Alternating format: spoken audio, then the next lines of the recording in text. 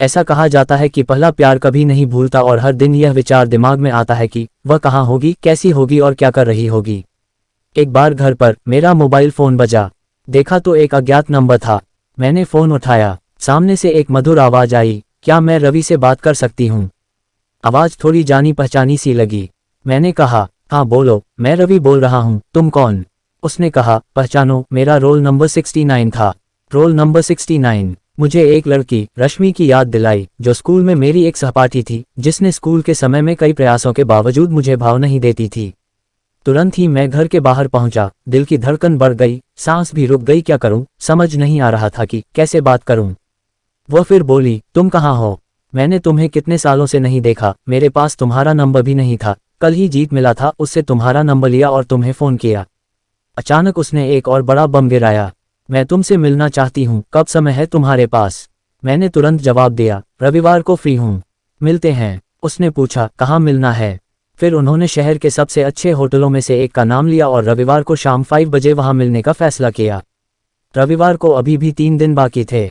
मैं एक नया मोदी जैकेट लाया, फेशियल के लिए सैलून गया, बाल डाई किए, एक नया इत्र लाया। आखिरकार मैं अपनी उससे टंग आउट मिलने जा रहा था। ये सब देखकर पत्नी ने पूछा, क्या बात है, क्या तैयारी चल रही है? बड़े सज संवर रहे हो। रविवार को एक विदेशी कस्टमर के साथ मीटिंग है, बहाना बना दिया। पत्नी बेचारी भोली भाली, वह मान गई। फिर नए जूते, काला चश्मा भी खरीदा। आखिरकार रविवार आ गया। ओला टैक्सी दरवाजे पर खड़ी थी। पत्नी और बच्चे समझ गए कि मैं एक बड़ी बैठक में जा रहा हूँ। टैक्सी होटल के दरवाजे के सामने पहुंची। सामने वह गुलाब के फूल के साथ खड़ी मेरा इंतजार कर रही थी। दोनों ने एक दूसरे को गले लगाया और होटल में प्रवेश किया।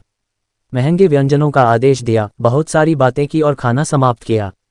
फिर मैंने अपने डेबिट कार्ड से भुगतान किया, जिससे मेरा बैंक अकाउंट लगभग खाली हो गया।